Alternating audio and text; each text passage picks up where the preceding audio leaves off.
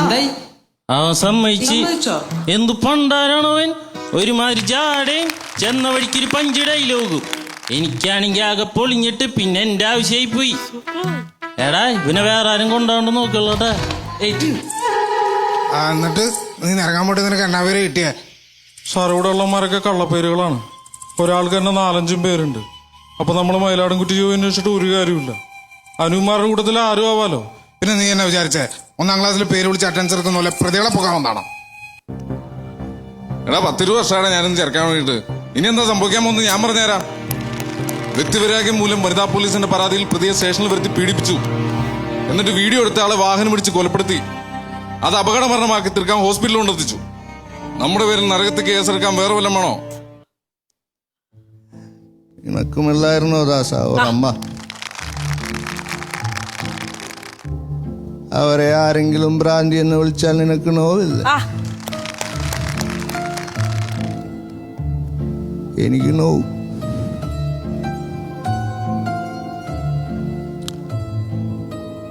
എൻ്റെ അമ്മ ചത്തപ്പോ ഒരു കുഴി വെട്ടി മൂടിയിട്ട് അപ്പണിങ്ങോട്ട് പോയി. 3-4 ദിവസം ഞാൻ പട്ടിണി കിടന്നു. ഒരുത്തൻ എന്നെ തിരിഞ്ഞു നോക്കിയില്ല.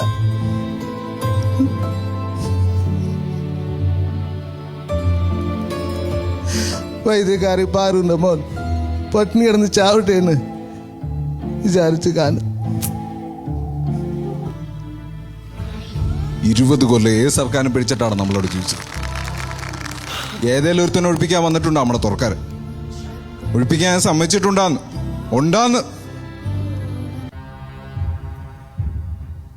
നിന്റെ സർക്കാരിന്റെ ജയിലിലോട്ട് ഇത് കയറ്റാൻ എനിക്കറിയെങ്കിൽ നീ എന്നെ തീർത്ത് കാണിയിട്ട. இந்த படத்தில் நான் தான் ஹீரோ. ஆக்சுவலாக உங்களுக்கு தெரிய சொல்கிறேன். ஏன்னா அவருக்கு நான் வில்லனா, எனக்கு அவர் வில்லன் தானே. லாஜிக் கரெக்டான உங்களுக்குலாம். நமக்கு ஒருத்தர் வில்லனா, அப்புறம் அவருக்கு நான் வில்லனா, எனக்கு அவர் வில்லன் தானே. பாதியில் குறுக்கிட்டு அவர் வில்லன் தானே.